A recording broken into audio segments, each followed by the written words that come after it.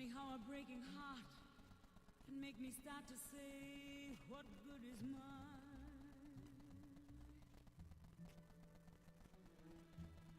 Funny how I often see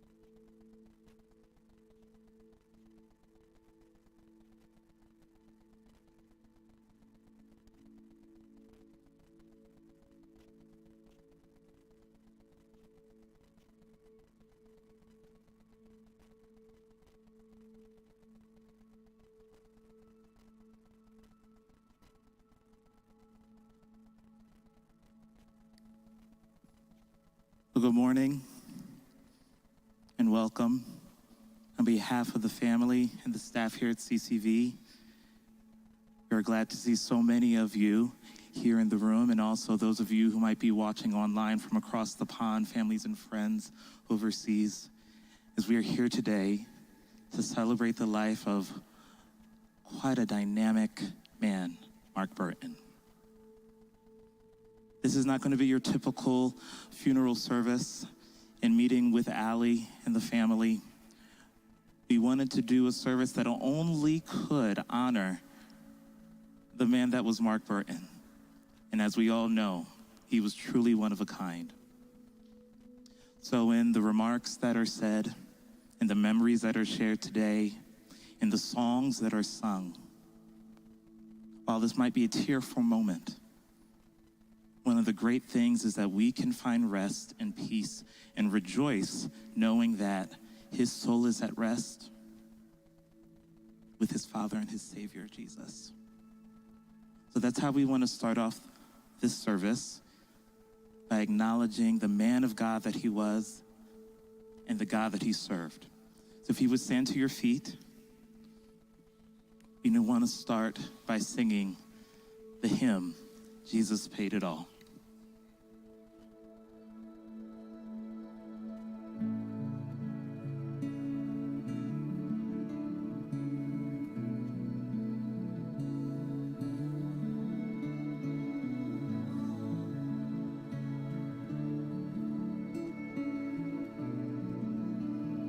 It says, I hear the Savior say, I hear the Savior say, thy strength indeed is small. Child of weakness, wash and pray, finding weak thine all in all. Jesus paid it all to him I owe. Sin had left a crimson stain, he washed it white as snow.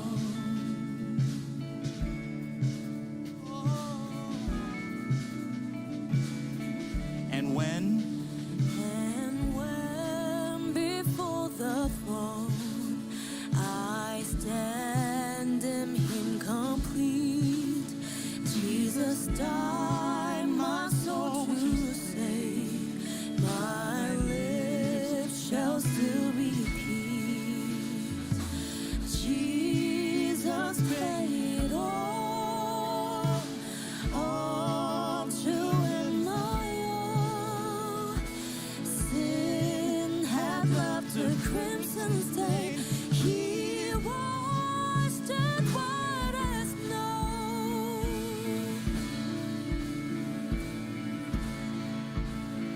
we believe that Mark's soul is at rest and he's watching down on us today. And we can rest in that by knowing that Jesus paid our debt. So let's sing out together.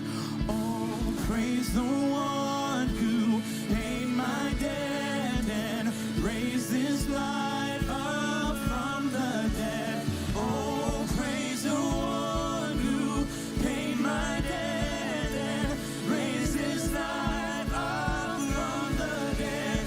Oh, praise the one who paid my debt and raised his life up from the dead. Oh, praise the one who paid my debt and raised his life up from the dead.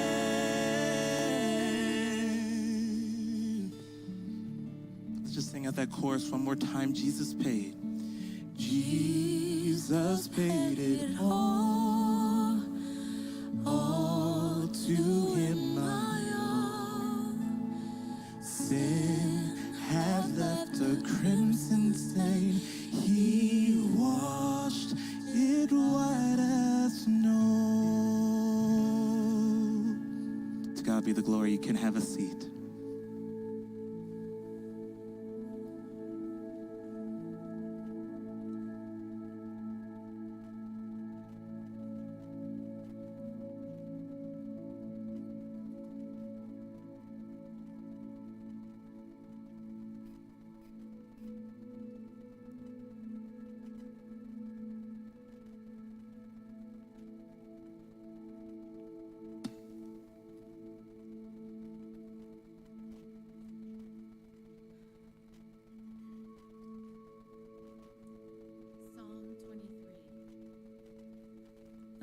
is my shepherd, I shall not want. He maketh me to lie down in green pastures. He leadeth me beside the still waters. He restoreth my soul. He leadeth me in the paths of righteousness for his name's sake. Yea, though I walk through the valley of the shadow of death, I will fear no evil, for thou art with me. Thy rod and thy staff, they comfort me. Thou preparest a table before me in the presence of mine enemies. Thou anointest my head with oil, my cup runneth over. Surely goodness and mercy shall follow me all the days of my life, and I will dwell in the house of the Lord forever. Good morning, and thank you for being here to celebrate my amazing husband, Mark Burton.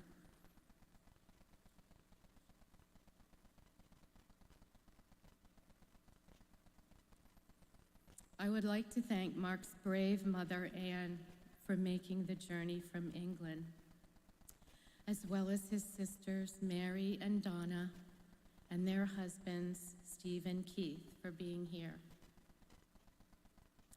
Kelly and Danny, Mark's nephews, and Callum and Phoebe, their children. Phoebe was a flower girl in our fairy tale wedding in the Cotswolds of England 26 years ago. I also welcome our Christ Church of the Valley family, our Meadows neighbors, our St. Norbert's friends, all those who are watching on YouTube, and all of our cherished family and friends who have sustained us with meals, gifts, phone calls, texts, hospital visits, and prayers these past 4 months while Mark has been in the hospital. Mark Burton loved to put people at ease, make them feel comfortable, welcome, acknowledged. And if it meant doing something silly or self-deprecating, he would. Mark loved to make people smile. He lit up a room. He captivated with his stories, and people were enamored by his British accent. He was humble, selfless, and he reveled in giving someone time to recognize their own self-worth. Mark loved World War II veterans and took pride in leading them to their areas of service in Europe and the Pacific with Galaxy tours. He made sure they visited the special places where they would find closure, a foxhole where they had held their buddy in their arms for the last time, or a special tree where they had carved their name. It was a blessing to witness the little children who ran out to hug their legs and thank them for saving their country. These veterans are our heroes. The beer stein on the table was designed by Mark and manufactured in Germany to commemorate World War II. Mark loved taking Christians to the Holy Lands with Friendly Planet Travel, a company that Mark and I created. The spirituality was palpable in Israel, Egypt, and Jordan. Walking in the footsteps of Jesus was something we both felt blessed to be doing. It's a pilgrimage that we highly recommend. Mark used his creative and artistic mind to design a product for Arm & Hammer that is sold in stores across America when he worked for Bodine Marketing Group. Mark reinvented himself over and over, learning new skills, and literally lit up the world when he sold industrial lighting for A1 Energy. During the past 12 years, Mark cultivated relationships with home buyers, helping them to creatively finance their new home, often their first one, while working at American Financial Network. His greatest joy was being at home in his garden. He cultivated towering trees and waist-high boxwood hedges around the perimeter of the property from tiny 2-inch seedlings. The boxwoods adorning these flower arrangements are from Mark's garden. Mark loved the beach. He would build the most elaborate sand sculptures, and he would lounge there for hours, basking in the sun. And he enjoyed a good game of golf. Take a few golf tees from the bowl and think of Mark next time you play around. Mark said he believed in a higher power and that he hoped to see his father again someday. His hugs were breathtaking. His generosity was felt by many. He loved his English roast potatoes, and his favorite candy was a Twix. Please take one from the bowl and smile like he did when you eat it. He loved his mummy and respected her wisdom.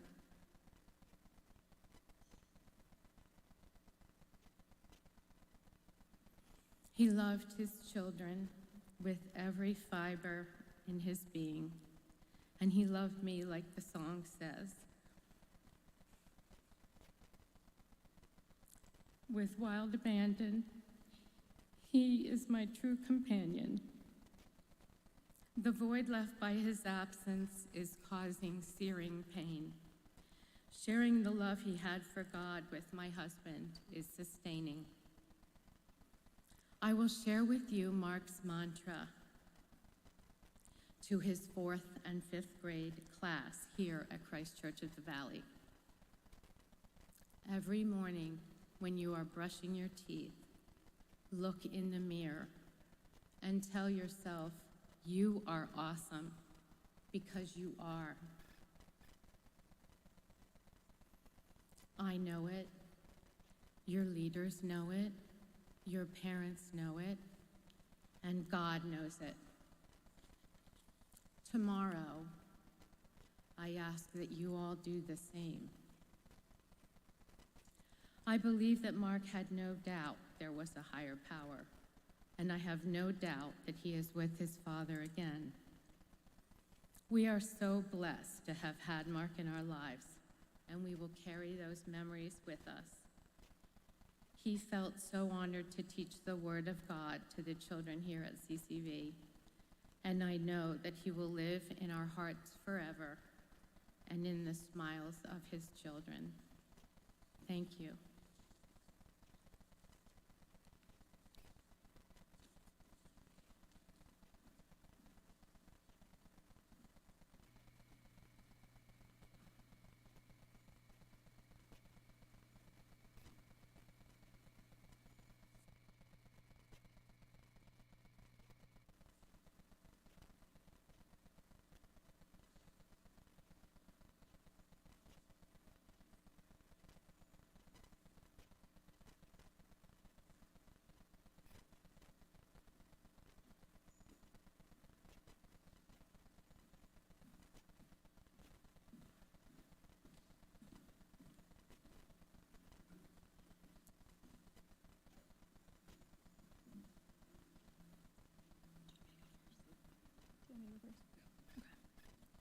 Hi, everyone. For those of you who don't know me, I'm Carly, Mark's daughter. When I was 10, I hated asparagus.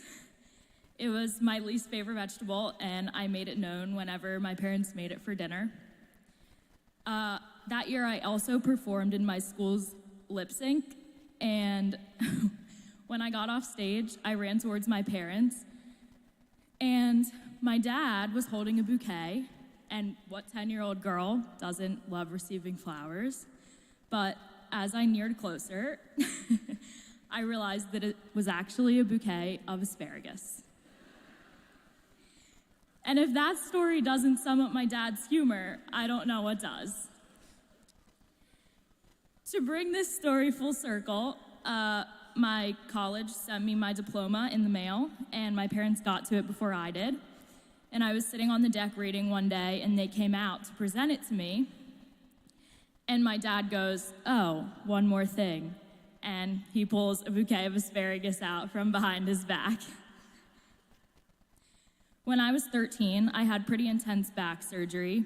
I had been in the ICU for about a month, and in that time I couldn't wash my hair, so by the time I got back, it was a complete rat's nest. My dad stood over me for what seemed like hours, brushing through my hair, and I have a lot of hair. And he was just so gentle and so patient, and if my mom would have done it, I probably would have screamed. But with my dad, I could, he was gentler. When I was 16, I was allowed to take the car to my prom and then post-prom, which was at our high school. And in my rush of excitement, I somehow managed to lock not only one, but both sets of car keys in my car. Who was there the next morning to jerry-rig a hanger through the window to unlock the car and retrieve my keys? My dad. He could fix literally anything. Now, I'm not sure who I'm going to call when things like that happen, but Teddy seems to be following in his footsteps, so maybe I can call him. He taught him well. When I was 21, my dad drove me to the airport for a trip, and I placed my phone on top of the car. Lo and behold, I forgot, and my dad drove away. It shattered into a million pieces on 95. I was bawling my eyes out, and I had to use a stranger's phone to call him. He drove back around to get me, and he was just so calm and level-headed, and he was like, "Carly, there's no point in getting yourself worked up about it. We can either go get you a new phone, or you can get on the plane without a phone."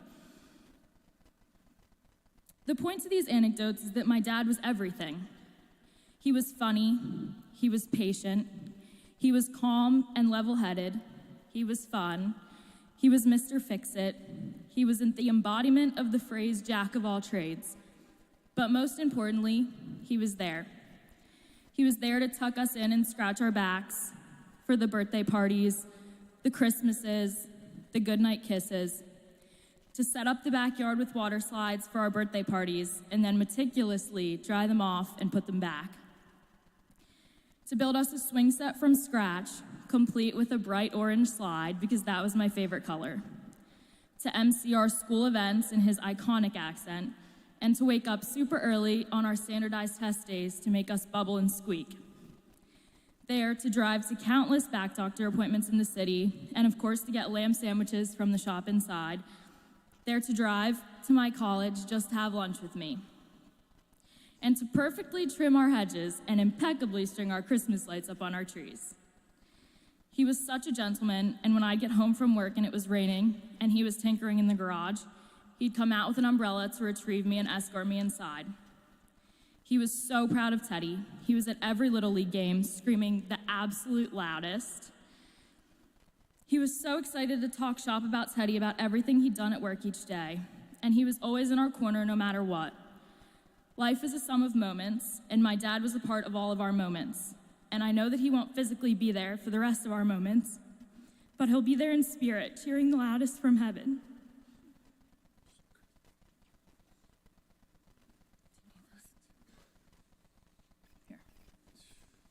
That is going to be a tough two to follow. My God.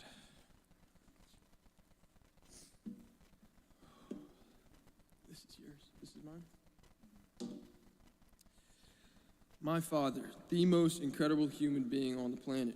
He would agree. Yes, he was a very humble man. He was humble. Come on. He was a very humble man and an extremely intelligent man, but I definitely brought out that boy side in him.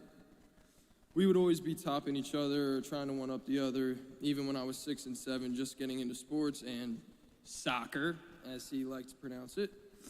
We would always race into the store, or I would try to kick the ball higher than him. He would let me win, yeah, but then out comes that competitive boy in him, and boom, he would send the ball flying, would seem to be 10,000 feet in the air at the time. And that's where, that dad comes into play, the respect comes into play. Such a special kind of relationship where we could have so much fun together, yet he was at a whole other degree than any other friend or anyone for that matter. I always gave him respect and tried to be a good son as best I could because he deserved that. He was an incredible father. He was always there for every single game and every single practice. This isn't just some rinky-dink operation either. There's two great teams I played for. I was very lucky to be with them, and we did very well, which only entails more games, more practice. You sports parents know how that goes. He didn't care either way. He was there for me, and I would know 100%. Embarrassing at times, yeah, but I knew how much it meant to me, and I loved hearing his voice. This isn't just some little rinky-dink cheering either, you know, the normal, come on, T. It's like a whole thing, and always being the loudest. And if the other team would start, then it's just fuel to the fire. Got him into some trouble, yes. He didn't care. He would do it regardless. And if I walked anywhere, you know, he'd get on me. Always would congratulate the other boys and try to guide wherever he could. He was always trying to help everyone. He was not a rinky-dink guy in any aspect of his life. He would always go all out. If we had a school project, it was the Pyramid of Giza, and he did. Sugar cubes, a little bit of gold spray paint. If it was a costume, it was a full giraffe head made out of cardboard and painted perfectly. He did. If it was replacing something he ate, he would double it, you know. If it was building a deck or doing the trim work or anything in the house, it was done by him with precision work. He was an artist, a craftsman, a jerry-rig extraordinaire, a volunteer, a photographer, a wizard in the kitchen, an extremely polite and awesome man, and a million other things. No words could ever do him justice, but this was my shot at it. I love you so much, Dad, and I'm very thankful for everything you taught me and everything you did to shape the man I am today. That's that.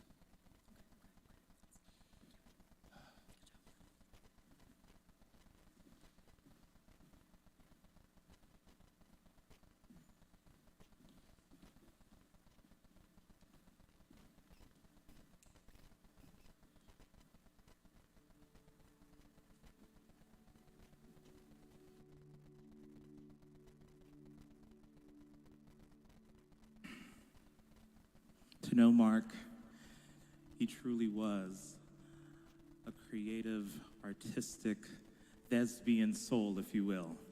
One of my earliest memories, over a decade ago, when I started worshiping here at Christ Church of the Valley and being a part of this community, I remember very vividly, very early on, those first Sundays when I would be leading worship with our worship pastor, Ben Folk at the time. We would sing some of the hymns, and we would sing the anthems, and I would hear this booming, roaring, baritone bass voice, literally over the entire congregation. You could hear him above everyone else. And I turned to Ben and I said, "Who is that?" I have to know who that person is. And so very early on, I came to find my creative, what I like to call my creative thespian brother, Mark. We want to sing now a hymn, if we would stand back to our feet, a hymn that pays homage to his English heritage, a beautiful anthem called Jerusalem. Lyrics will be up on the screen, and we just want to honor the beautiful baritone bass singer that he was as we sing out this anthem today.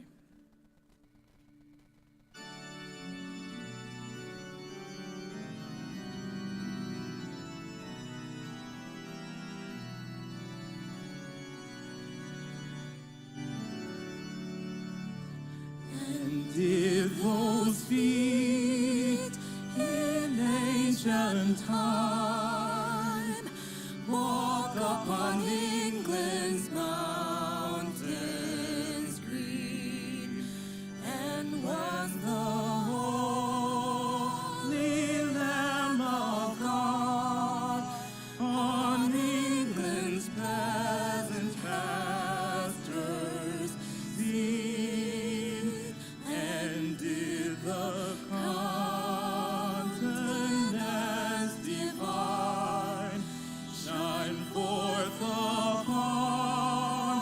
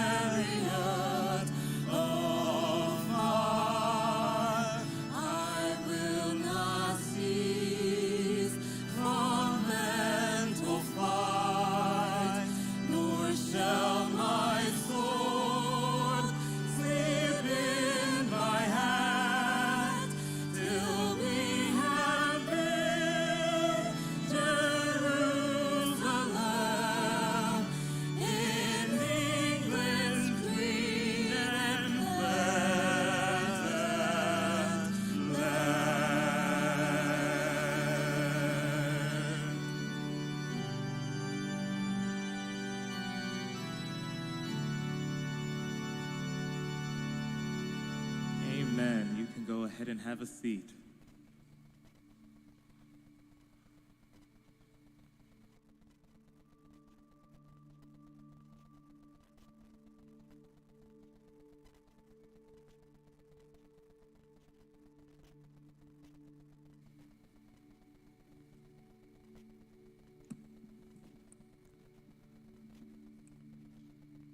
Good morning. First of all, Allie, Carly, and Teddy, thank you so much for the honor of being able to stand up here and talk about your dad and your husband. It means the world to me, and it's just a great honor and privilege. When Allie asked me to speak today, she asked me to share stories about Mark from my perspective, and she suggested that I use some humor, so hopefully you'll be okay with my humor. And she especially mentioned that these stories would ultimately point to Mark's faith in Jesus. So I hope to be able to do that in what I have to share here this morning. First of all, Mark, as it was said before, was very British. I've known Mark for about 20 years. I first heard about him from my wife, Leanne, who was the team leader for Carly's first kids camp team, if you remember that, at Valley Forge Christian College. And that actually was my first kids camp also. Leanne remembers Mark and Allison coming to pick Carly up at the end of each camp day. And they were excited to hear more about what Carly had learned that day and what she had experienced in the morning at camp. As Leanne told me, Mark and Allison asked a lot of questions. I recall Leanne mentioning Mark's funny accent. Anyone from Mark's homeland doesn't think that that's real funny, I'm sure, but for those of us here in the U.S., we probably noticed a little something different about the way Mark spoke to everyone.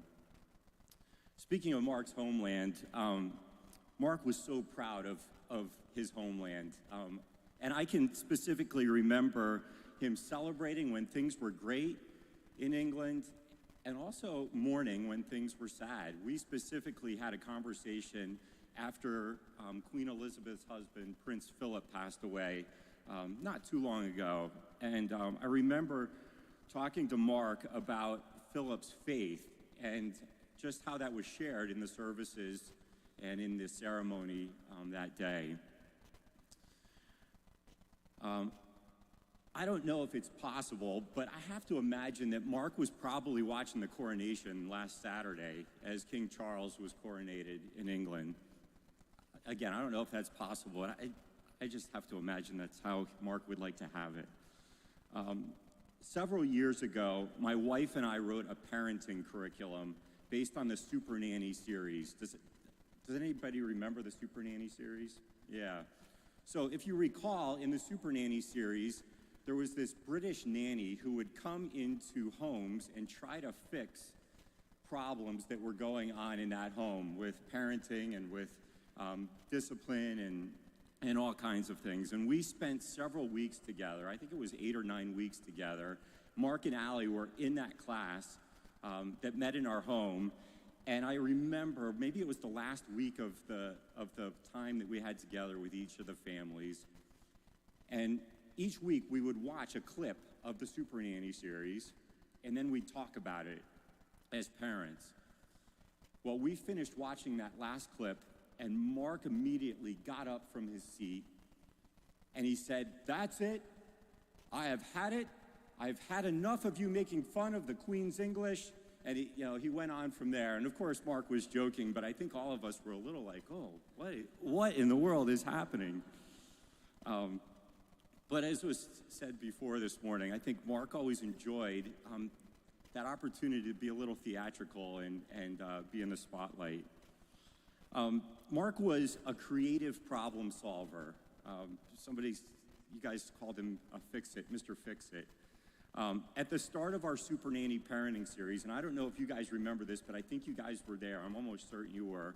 We actually met in our garage, and we gave each family a tube of toothpaste, a paper plate, and some toothpicks. And we first asked them to empty the tube of toothpaste onto the paper plate. And then I held up a $10 bill, and I said, "Okay, The first family, you've got 10 minutes, the first family to come back to me with all their toothpaste back in the tube will win this $10 bill. Well, Mark did a pretty good job of trying to get that toothpaste back in, and if you're a scientist, I'm looking at Tom Nespor, you know that that's not really possible to get the toothpaste back in, but Mark made every effort. He came up to me and he had the paper plate and he had somehow managed to cut open the toothpaste tube and put as much of that toothpaste back in the toothpaste tube. It didn't really do a great job of kind of allowing me to share the illustration that we were trying to illustrate. We were trying to illustrate that once you say something, it's out there. You can't get it back in, right? But Mark, in his creative problem-solving way, found a way to potentially get around that.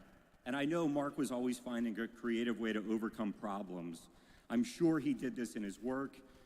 As I recall talking to him about different challenges he was facing and how he planned to overcome these challenges with creativity and new technology. The Burtons were part of a service group that my wife and I led called HOPE, which stood for Helping Other People Everywhere.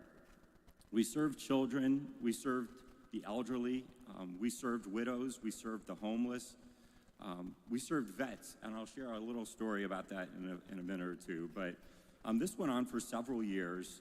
Throughout our monthly service projects, I remember Mark frequently overcoming a challenge that we might have been facing as a group with his creativity and the creative mind that he had.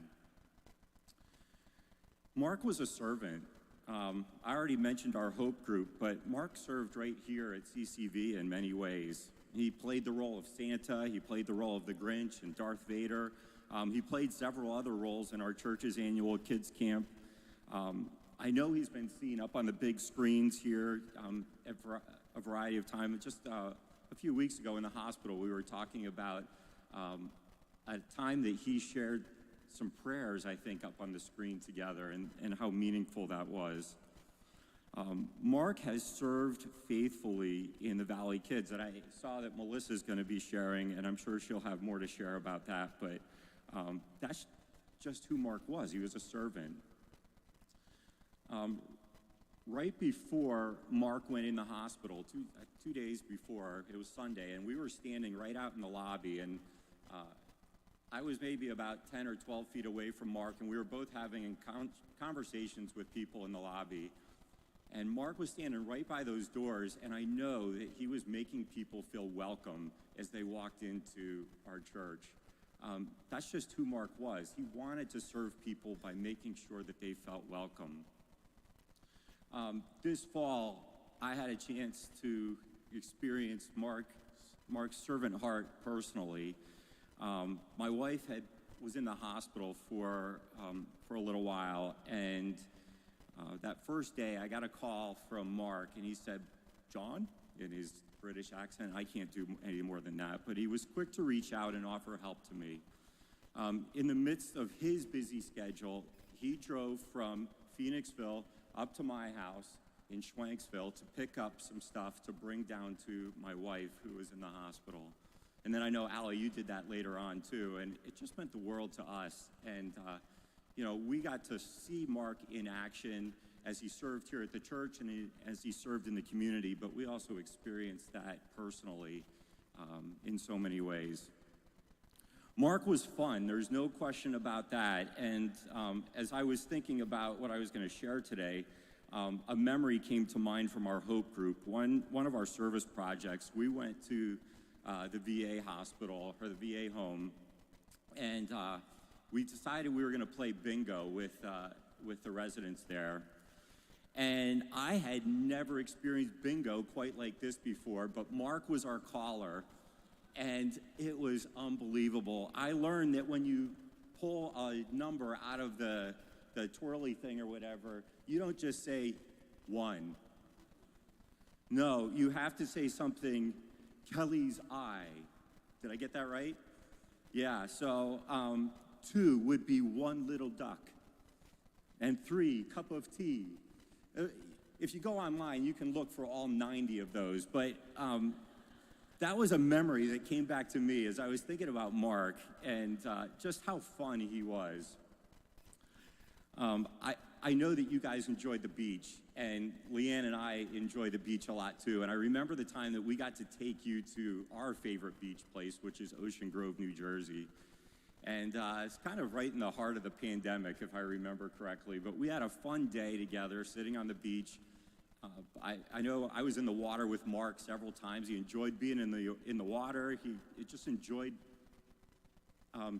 the conversation that we had there on the beach too.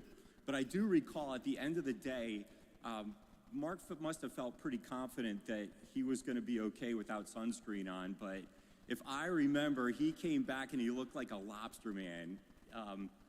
The sun was obviously very effective that day.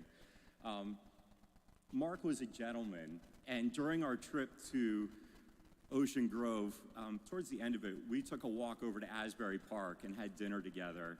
And I know I had experienced this at other times before, but Mark always treated Allison with great honor. And one of the things, and maybe a lesson to all of us guys in here, but during our dinner, if Allison stood up to go to the restroom, Mark stood up. And then when Allison came back from the restroom, Mark stood up again. And it was just what Mark did to make sure that Allie felt like she was a princess. And whoever raised him, you did such a phenomenal job. Mark was committed to Allison in his marriage. Leanne and I had the privilege of leading Mark and Allison through the dynamic marriage class here at CCV. In fact, they were in our very first class that we led. Mark wasn't always thrilled to be there, as I recall. The class is hard work. Despite the work and despite often being tired at the end of a busy work day and coming into our class, Mark came to each class. He shared honestly, he did the homework, and he and Allison grew closer together. Right before the pandemic, Leanne and I had the honor of attending the Family Life Weekend to Remember conference with Mark and Allie in Hershey, PA. That was a special time for us as couples, but us as the four of us. I think we spent some time together. Again, he and Allie did the work. While I'm sure that there were rough spots along the way, I had the privilege of watching you guys work hard to stay connected to each other. Mark was committed to his kids. You guys did a great job sharing about that, but Mark loved Carly and Teddy. He often talked about you guys. He bragged about you and your accomplishments, whether it was watching you on the soccer pitch, did I say that right? Or walking alongside you, Carly, in your many activities and accomplishment. He took so much pride in you guys. Mark was humble and had a strong desire to grow and do the right thing. Two of my last more serious conversations with Mark demonstrated this. First, I remember walking into this building with Mark as we came in for church from the parking lot. He was mad at something that was related to our last Pictures with Santa event that was held right here in this room. Inside, he knew his anger wasn't right, and we talked about it. I remember him releasing his anger. Mark was always passionate. Sometimes his passion would come out in dramatic ways. As we had this discussion, I could see Mark maturing. He was learning to let go of his feelings and to think about how Christ would respond in the given circumstance. My last deeper conversation with Mark occurred when Mark gave me a call one night. He had received a phone call from a client. The client asked Mark about getting an additional mortgage for a second property. Mark's client was struggling through his own marriage, and the second property was being considered in case he needed to leave his wife. Mark reached out to me to get some advice. Mark could have taken on the additional business. Instead, he spent time with this individual, speaking hope into his marriage and giving him advice on how to bring restoration to his marriage. Mark clearly wanted to do the right thing by helping this man during his marital challenges. Finally, Mark was a Christ follower and a truth seeker. Mark attended CCV for a little while before taking the next steps in his faith journey, as I recall. He participated in small groups with many of us here in this room. He asked a lot of questions. And several of you here today may remember attending Mark's baptism service. It took place right across this sidewalk here in the kids' what is now our kids' building, in a portable baptismal that was set up. And I remember just the infectious smile that Mark had that day. I don't think I've ever seen his smile bigger, and he smiles a lot. But that day, he just knew that that was the right next step for him. As Mark's faith grew deeper, he developed an even deeper passion for serving others and sharing God's love with others. Sometimes he used words, as he was very good at that, and often he simply rolled up his sleeves and he served. As many of us watched Mark through these past few months, we witnessed Mark's strength. We witnessed his courage. I would argue that we even witnessed his ingenuity and problem solving, even in these challenging few months. And certainly, I think we probably got to see some of his stubbornness. I believe Mark lived his life on purpose. He served others. He sought out truth. He grew in many ways, in his parenting, in his marriage, and in his relationship with Jesus. Mark will be greatly missed. As you think about Mark, I pray you'll hang on to the good things, the blessed memories. Again, Allie, Carly, Teddy, thank you so much for the chance to share today. And please know that Leanne and I are here, and I know that so many others are here too to support you. So, thank you.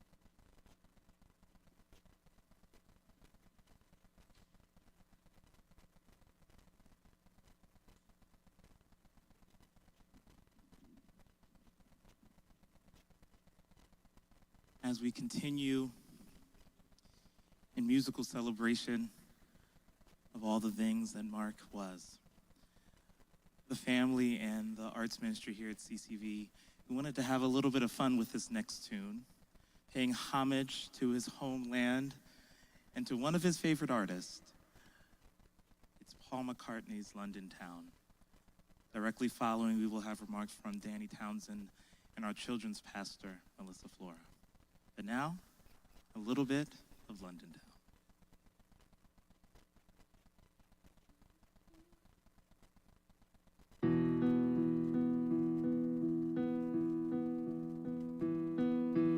Walking down the sidewalk on a purple afternoon, I was accosted by a barker playing a simple tune up on his flute. Toot, toot, toot, toot. Silver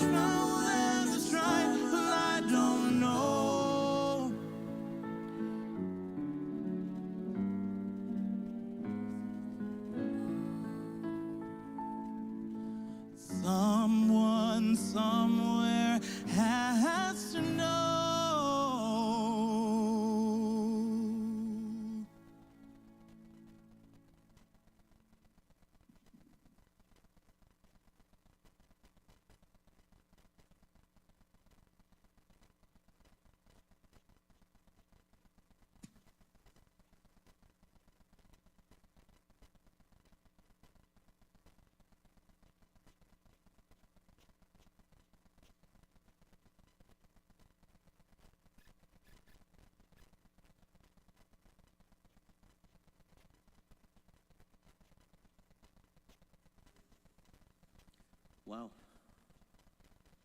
So Paul would have been thrilled with that. I could have done with Mark Burton doing my vocal exercises with me, to be honest. And in case you hadn't guessed, I'm the Englishman.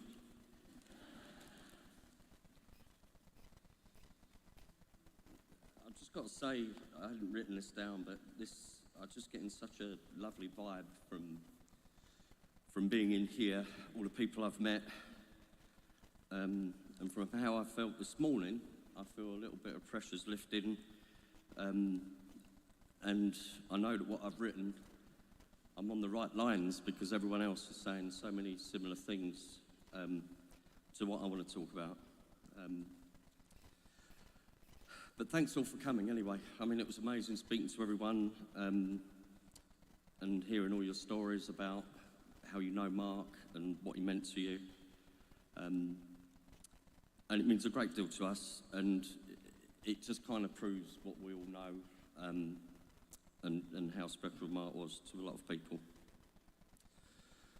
So all I want to do is just go through some personal stuff from my point of view and from the family, just to talk about what Mark was all about, from back beyond and before this time, if you like. And certainly, as a young boy growing up with my brother Kelly, we used to spend a lot of time at my nan's house, most weekends, in fact. You may have met my nan. She's 92, she's here. She didn't want to speak to everyone. She spoke to everyone. I don't know where Mark gets it from, but I don't know if I can do that. She didn't. We were stalling people so she could speak to everyone. But we spent our time there every weekend, and with my two uncles, my Uncle Stephen, Mark obviously, and my Auntie Donna. And I'd have to say, as a boy growing up and boys growing up, it was priceless times for us. We loved it. Now, Stephen was a bit older than Mark, so we didn't always see as much of him. Donna was a girl.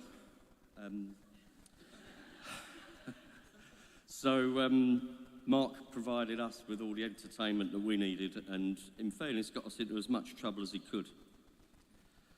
So when Stephen was busy DJing and Donna was busy being a girl, me and Kelly and Mark were playing games out on, it's very difficult to describe, but where my nan and granddad lived, it was above some shops, and out the back was a massive open flat roof. And that was kind of our playground, really. We used to play, right, here we go, let's get the first one out of the way. Football, soccer, out on the road out the back, which in itself was reasonably dangerous, but where we used to play, there were a load of garages around, so the football, soccer ball, would go on the roofs, or the tennis ball, and Mark, because he would read the sign saying, danger, fragile roof, would obviously go up on the roof and get the balls. We never lost a single ball. And this sort of, I was chatting to Kelly, I asked Kelly, we were talking about some stuff, and this roof, if I could describe it, had railings around the side. Well, they're there for a reason. Stop people falling off and dropping 20 feet to their death. So Mark's solution was, let's tie a rope to the railings, and then you can climb over the railings, and then you can abseil into the shop yard below. Well, why wouldn't you? And that's what we did, purely because we could. We used to go down to, there was a river down the bottom of a road not far from where my nan lived. I don't know if Kelly could remember this. And forget the Cotswolds in this idyllic riverside picture. This river wasn't that.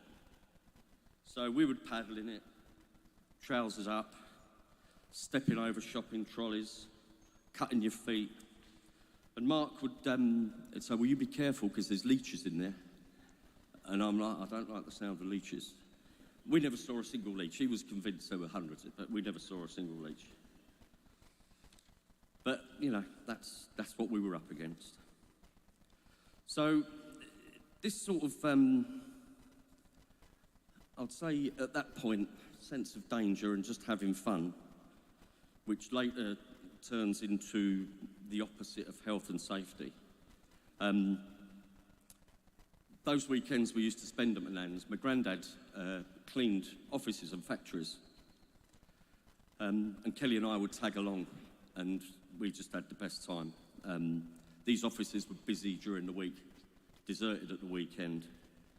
So for Mark, this meant utilising the massive open car parks around these factories and driving my nan's Ford Anglia around said car parks with me and Kelly on the bonnet, hood, hanging on to the windscreen wipers. My granddad, I don't think he ever saw it, and if he did, I don't know what he would have said, but that was us. It's like something off the television. You've never seen anything like it in your life. But much as Mark tried his best to kill us every weekend, in the name of fun, he looked out for us, and again, Kelly and I were talking about it, and we both remembered the same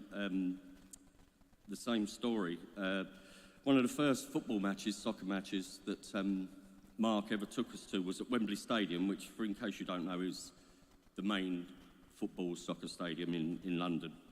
And my team, Liverpool, were playing in a final.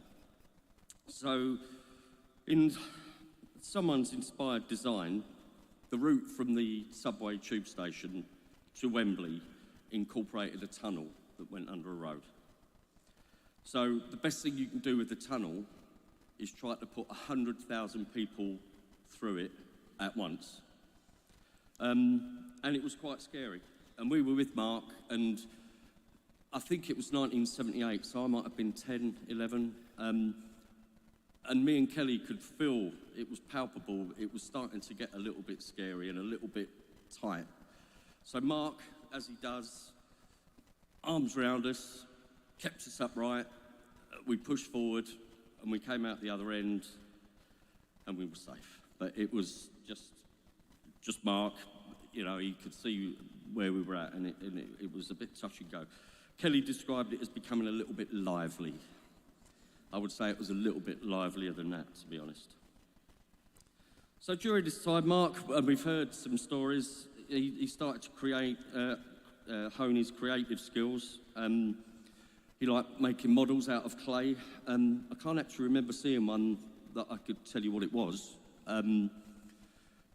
but he had a good go at it.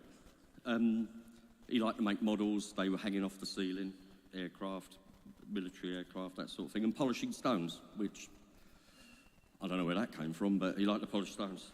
And as we've just heard, very eloquently put, he was never far away from a problem-solving situation, and he was always there to try and deal with problems, whether it's practical or even emotional, for that matter.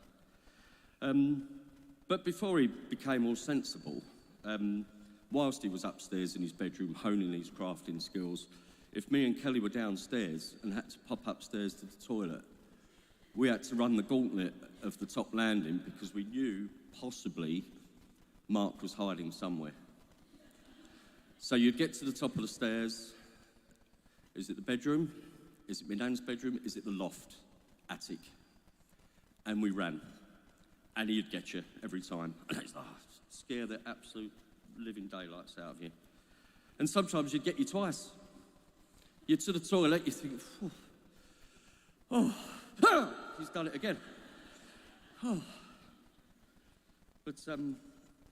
But yeah, that's, I've heard it all day from people. That's just what he was all about. But then there came a time where things sort of changed. We all got a little bit older. And then in the early 80s, at 23, Mark decided that his new adventure, his big adventure, was going to be to move to America and to follow his new dream. Now, I don't remember conversations being had with him. I think inside it really was we were devastated. Britain's got a history of sending legends to America. I mean, there was David Bowie, I suppose.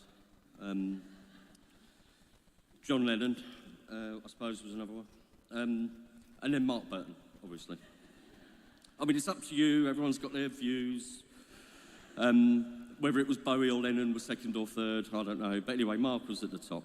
And it sounds cheesy and it's a bit daft really, but the last time I spent with Mark, we were in the hospital and we were flying back that day, and it was the last time I saw him. And just before that, Alison and the kids had bought Mark a load of CDs because he loves his music. And we moved on from the classical stuff. We thought, no, he needs a little bit of... So we had David Bowie on, so I spent my last minutes holding his hand, tapping the floor, singing Suffragette City.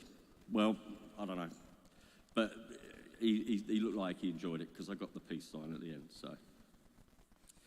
But our loss was America's gain, obviously. And his American dream and the pursuit of the next big thing, if you want to call it that, are well documented. And Alison's gone through the projects and the work that he's done and the ideas that he's had. And he was always looking for that next thing. And he came to the land of the free, and what I like to call it also is land of the tool belt, because you can't have too many. And I had a gag lined up, Teddy, thank you. But he didn't bring the tool belt. I came in, I said, Teddy, have you got it? He said, what have I got? What have I got? Have you got the tool? I haven't got the tool belt. So anyway, that gag was gone. About 6 years ago, we were over here, we were going down to Key West. I'd left the police, and it was my wife and I's anniversary, and we were with the kids, and we came and stayed with Mark and Alison and Teddy and Carly, and we had a fantastic time for a weekend. The first morning of our stay, you know what it's like if you fly over here, you're a bit tired. The next morning, I got up a little bit earlier than I was hoping, because I could hear activity on the driveway. So I thought, well, I might as well get up. So I've gone out. So there's Mark, tool belt, fully loaded, saws lined up, decking as far as the eye could see, gallon of coffee. How you getting on? Yeah, right, he says. Just trying to see what time I can start waking up the beautiful people of Picket Post Lane.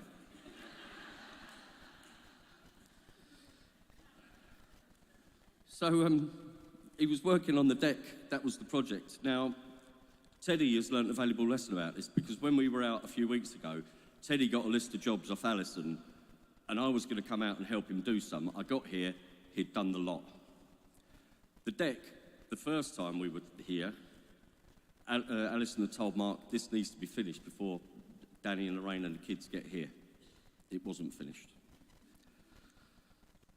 So, that same night, that first day we were here, later that night, Mark is still working on the deck.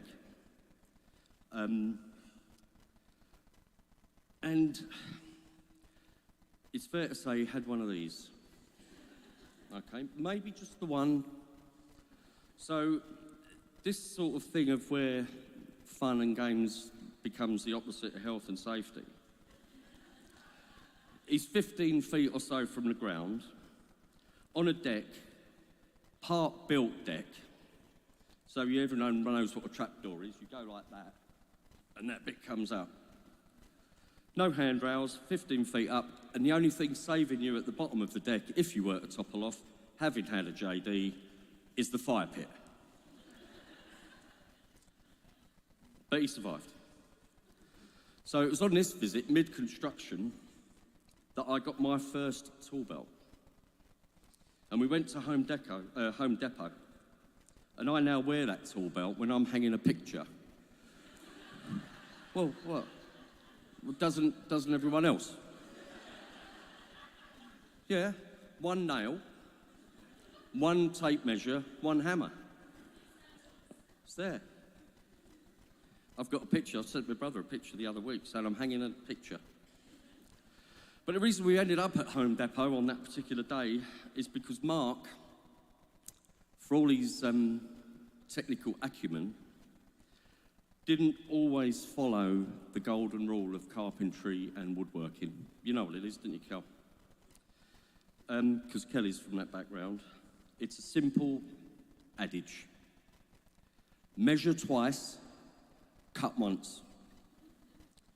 Or in Mark's case, measure once, Go to Home Depot and buy a load more decking. And it came to me yesterday, just a quick one, because I know I'm going on a bit much, but the first ever time we came out, Mark decided to put a swing up in their garage for Phoebe, who was about, I don't know, 4 or something at the time. Great, the hooks are in the ceiling, brilliant. She's on the slide, first one away. The hook wasn't actually in the joist. Unfortunately, we got away with that one as well, but we didn't go back on the swing. Teddy has taken over the mantle from his dad and is now building up his own range of Milwaukee tools, which I've seen. And he proudly shows them off to anyone who's interested, or not, for that matter. These were the ones that Mark used to tell him were terribly overpriced. And I suspect your collection of cowhide tool belts is probably coming on very well as well, even if you couldn't bring me one.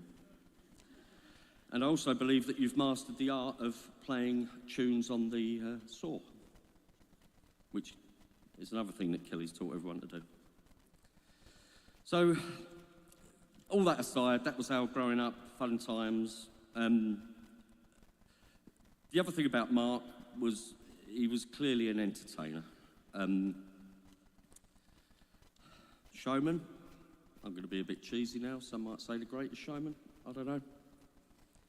From his role as Piggy in Lord of the Flies when he was at school, which we all went to see, and we were very, very proud of him, through to taking the veterans to the D-Day celebrations, and entertaining people here. We've all heard about all the costumes, the Darth Vader, the Grinch, all that sort of stuff. He loved an audience. And you could hear Mark invariably before you could see him. But I mean that in a really good way. Mark was interested in people. I've heard it here today, and people have stood up here and probably described it better than I can.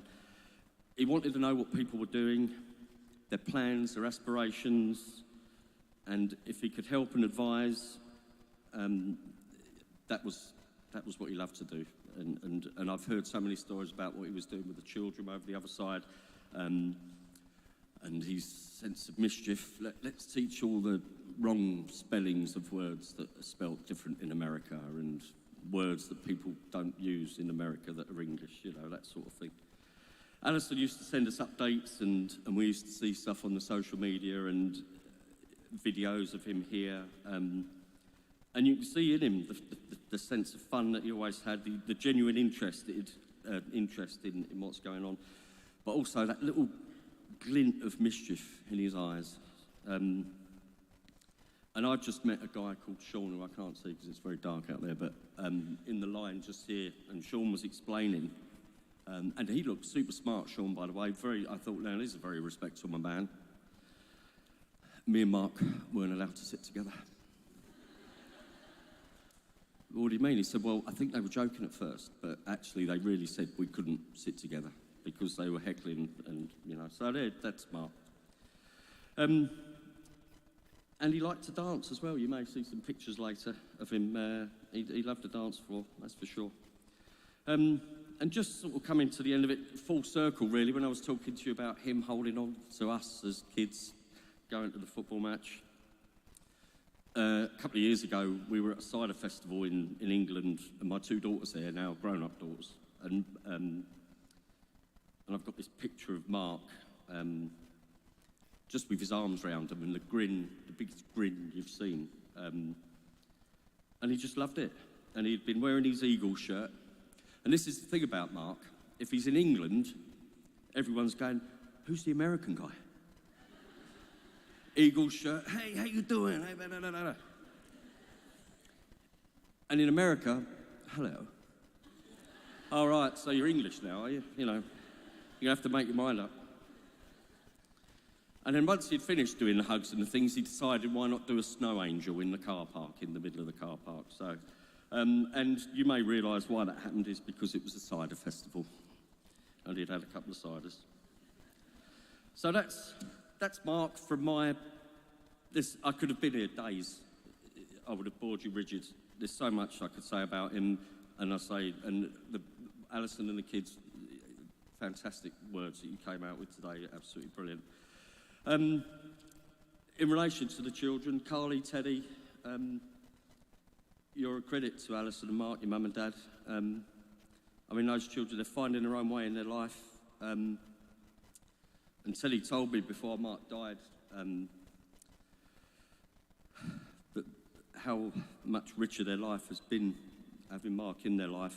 And Teddy also, at a very, really tough time when he was coming to terms with what may be happening in the future, how proud and grateful he was to have had his dad for 20 years. He said, I've had 20 years. And it was quite profound. And just sticking with the children, I just, if you know that, the amount of respect, maturity and composure that you showed throughout the most difficult time when Lorraine and I were here, just that few weeks ago, you were amazing. I didn't know what to expect, but yeah, unbelievable. So well done, you guys. You're a credit to him. I've had a drink, look. I haven't yet, I'll tell you. Thanks, guys. Thanks for putting up with that. I'm glad I had the opportunity. I was really thrilled when Alison said, you know, would you like to... Well, I say thrilled, probably wasn't the word. But thank you all for coming. This is...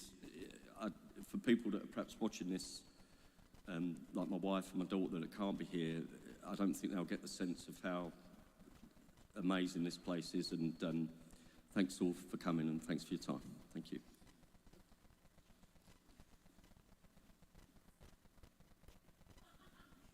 Did someone say more?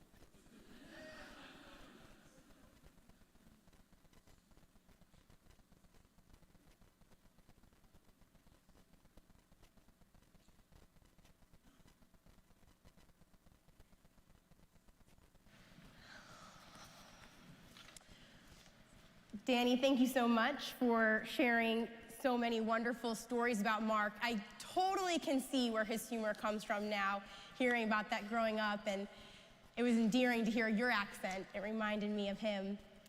Good afternoon, everyone. My name's Melissa. I am the children's pastor here at CCV, and I, like many here today, have had the absolute pleasure of serving alongside Mark at CCV in a number of different ways.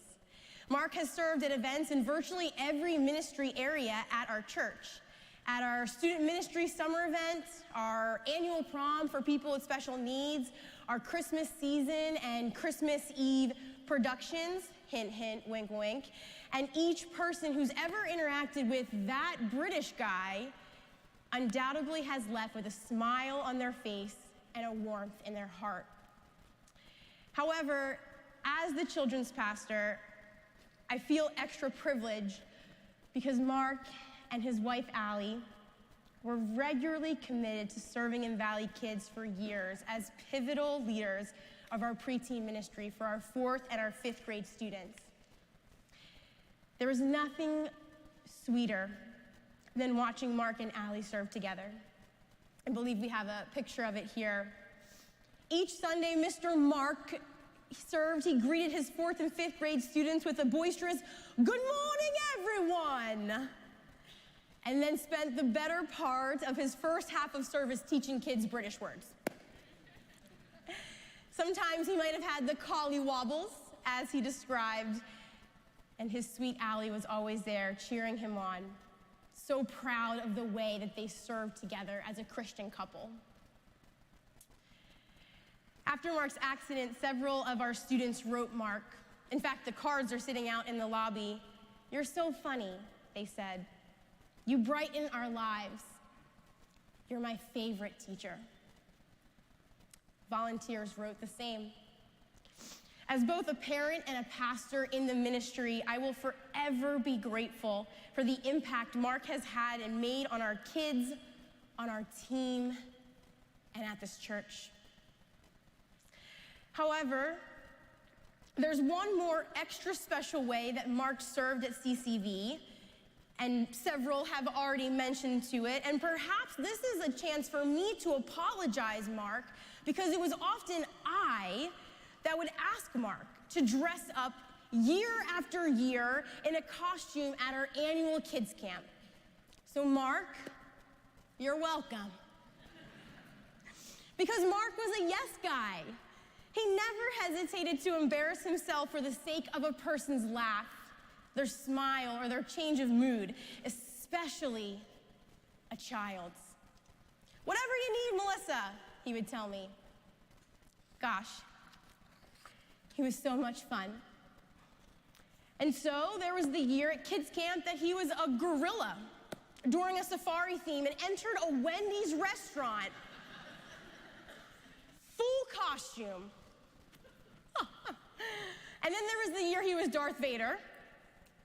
Who knew that Darth Vader's voice was British? I was just speaking with a woman out in the lobby, and she said the first time that I met Mark, he was dressed in a full head-to-toe toga, and I didn't know what to expect. I'm sorry, I don't have a picture of that one. There was the year that he had surgery on a Monday, was released from the hospital on a Tuesday, and still played Thanos in full costume starting that Wednesday. A true superhero. Sometimes a costume for kids camp wasn't required at all. And he was just my friend, Mark.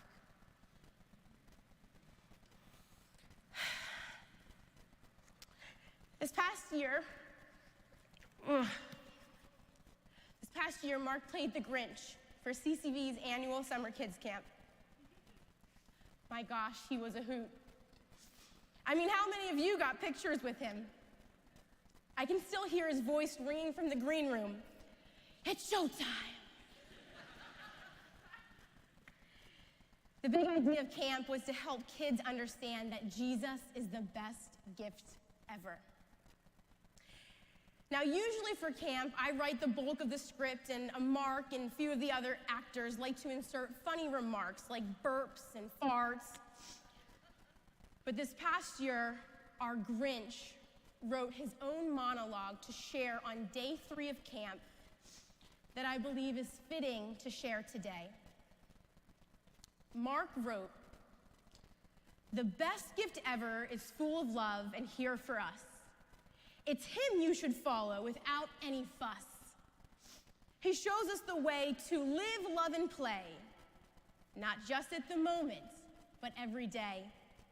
The best gifts are truly not found under a tree, but they come from your hearts and are totally free. The best gift forever and always for us is so simply found through God and Jesus." Now, beyond the fact that Mark delivered these words in full Grinch costume, spotlight on the stage with Whoville music underscoring, it was truly a moment. These words were so natural for Mark to write because his life was a testimony to just this. To what he believes and to where he is now. To what really mattered. And to where he wants every single person he taught about Jesus, loved on in the name of Jesus, to one day be with him. So on behalf of every ministry area that you've served in at CCV, thank you, Mark, for making our students laugh and our honored guests feel seen, for teaching our kids that they're special, and our volunteers that they matter. Thank you for showing up. Thank you for dressing up. Thank you for building up. Thank you through your life for helping so many of us understand the best gift ever, Jesus. Now you go and enjoy that gift, Mark, fully and eternally. And gosh, we will miss you, but one day we cannot wait to see you again, spending eternity together with the best gift ever. Love you, friends.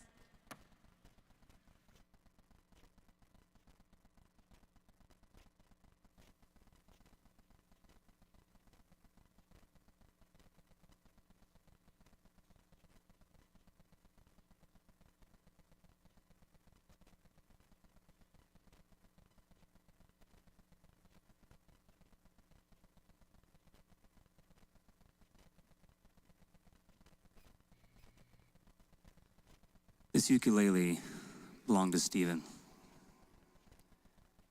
And when Stephen passed, he gave it to his brother Mark. Mark's family asked us if we would honor him today by playing this ukulele as we celebrate him in the service.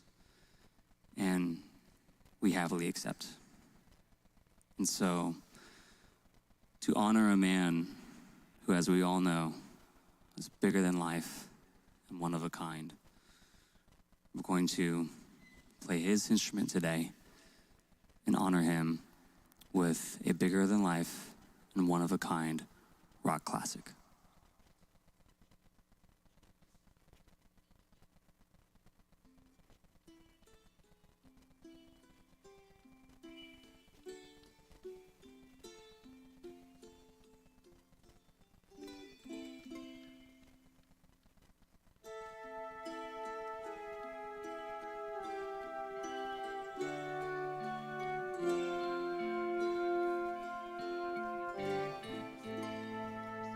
There's a woman ashore, all that glitters is gold, and she's buying a stairway to heaven.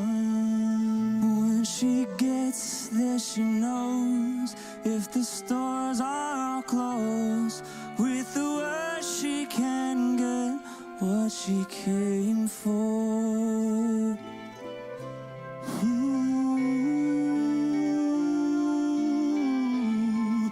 And she's buying a stairway to heaven. And there's a sign on the wall, and she wants to be sure, 'cause you know sometimes words have to mean.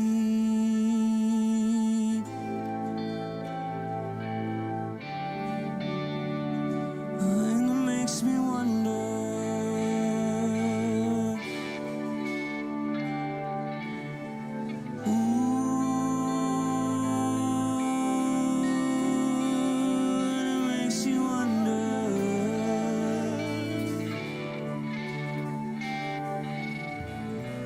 your head is humming and it won't go. In case you don't know, the piper's calling you to join him. Dear lady, can you hear the wind blow? And did you know your stairway lies on the whispering wind? Oh.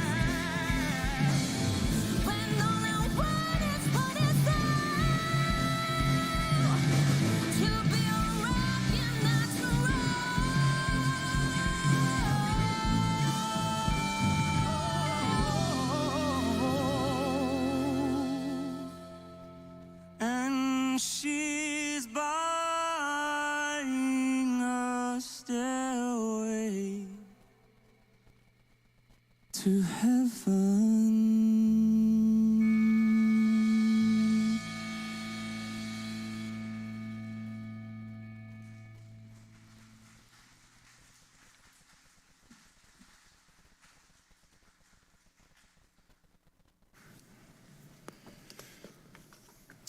So I have the unenviable task of trying to explain to all of Mark's British family that yes, we are not a cult.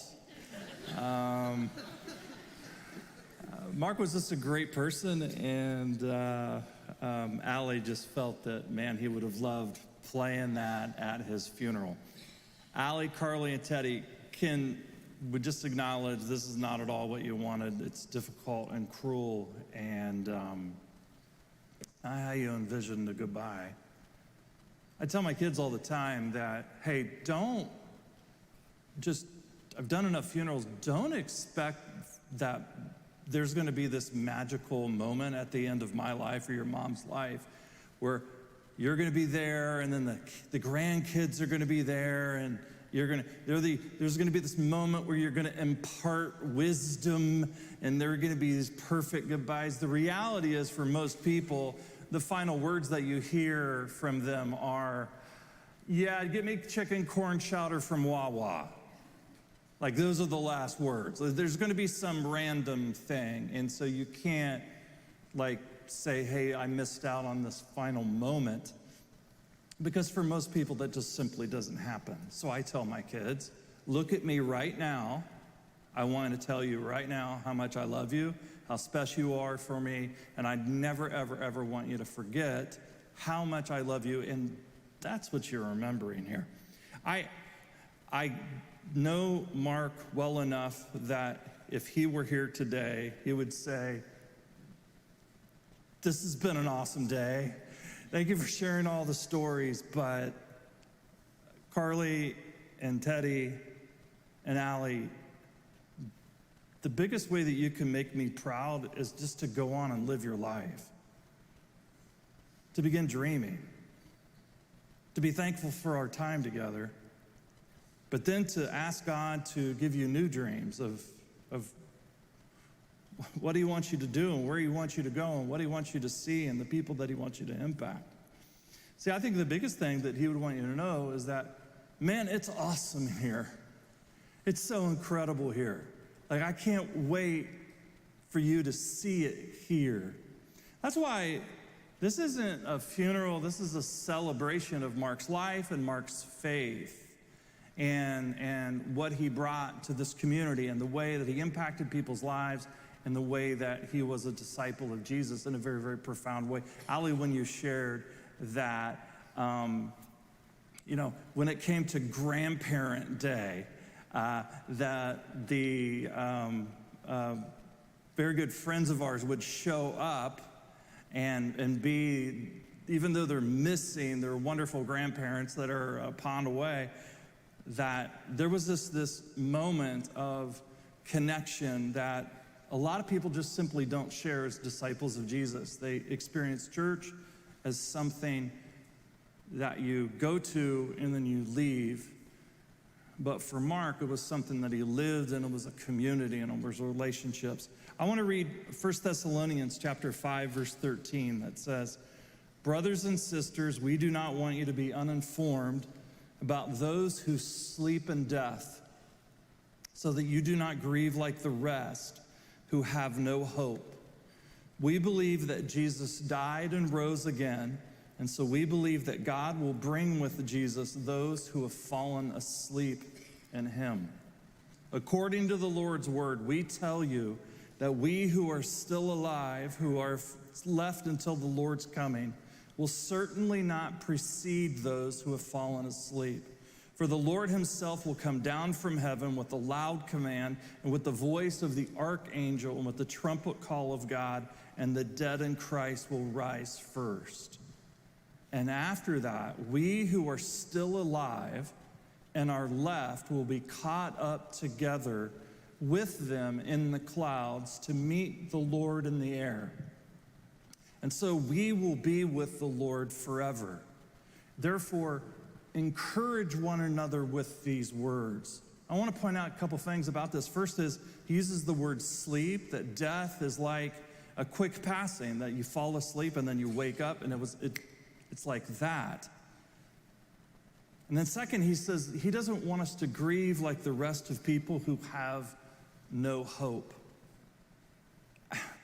One of the most difficult things to do is the funeral of someone who isn't a believer in Jesus. That's one of the most hopeless things to do, because for that unsaved person, death ends all chances of turning to Jesus. And Mark, of all people, would want me to take this opportunity to remind everyone of this truth. This is something that he believed. This is something that took him a while to come to accept, but once he did, he lived it wholeheartedly. A number of years ago, the producers of Sesame Street had a major dilemma, and Mr. Hooper died. Will Lee, the character that played Mr. Hooper, he died. And they were like, well, what are we going to do? We have millions of children under the age of 6, and now we have the unenviable task of trying to communicate to all of these children what happened to Mr. Hooper. And so they brought in experts, child psychologists and theologians and all kinds of people. And it was kind of interesting what they came up with. Child psychologists said, don't say Mr. Hooper got sick and died, because children get sick and they're not going to die. You don't want to scare them. The child psychologists suggested that they not say that Mr. Hooper got old and died, because little children think of their parents as being old. And so the staff of Sesame Street didn't listen to any theologians. They just decided that they would avoid all religious issues. And they would just say that Mr. Hooper died. He's gone, and he'll be missed. And so the show aired on Thanksgiving Day so that parents could watch it with their children and have a discussion. And Big Bird came out with a picture of Mr. Hooper and asked, where's Mr. Hooper? And someone said, Big Bird, remember, we told you that Mr. Hooper died. And Big Bird said, oh yeah, I forgot. Well, I'll just talk to him tomorrow. And someone on the cast said, well, you can't talk to him tomorrow because he died. And then when someone dies, they just don't come back. And that was it. And that's what the Apostle Paul was saying, is that we're not like people who die without hope. How hopeless that was. Instead, I love how Bishop Berger describes death to small children.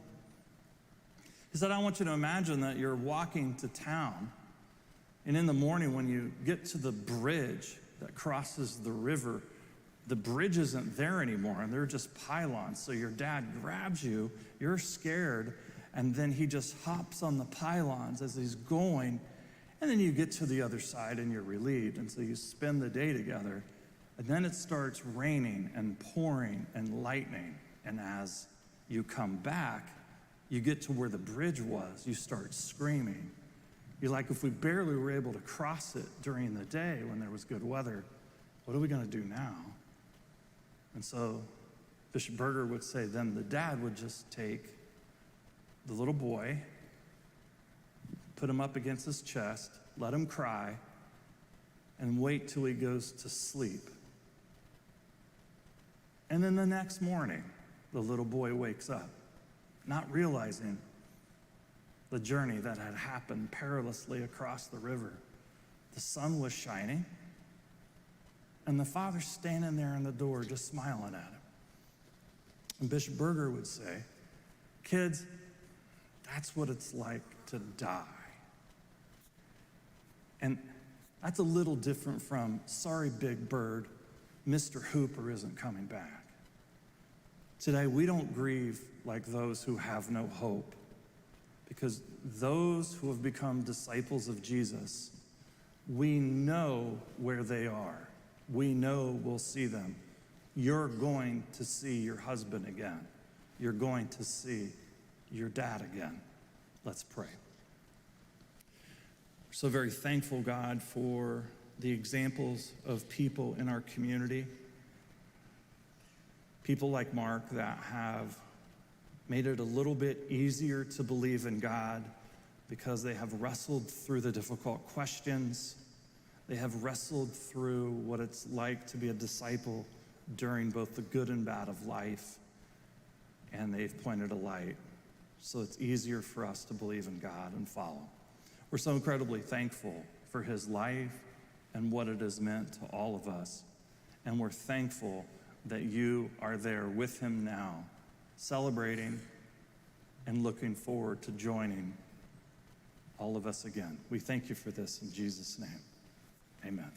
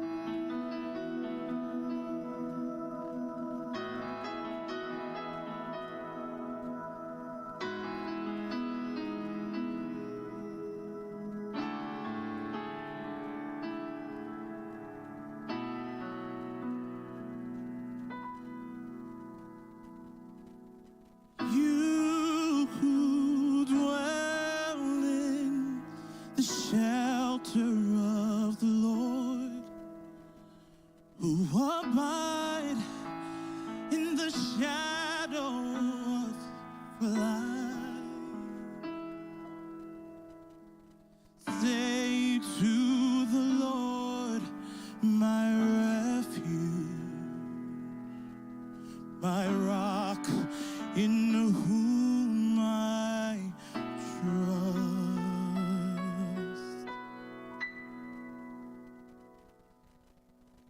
and he will raise you up on eagle's wings and bear you on the breath of dawn and make you shine bright like the sun and hold you in the palm of his hand. Oh,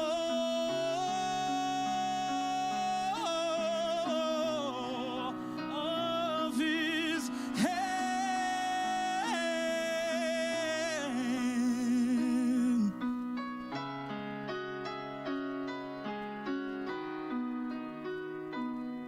For his angels has given a command to guard you in all of your ways. Upon their hands they will bear you up, lest you dash your feet up against the stone.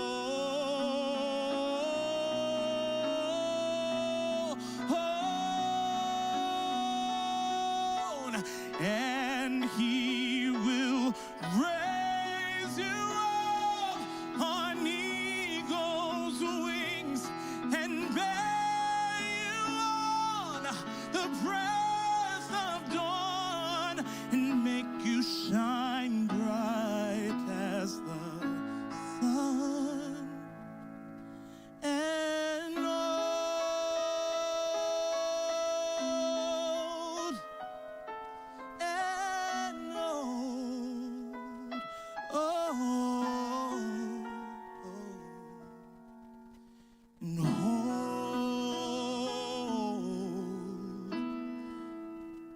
Mark is in the palm of his hand.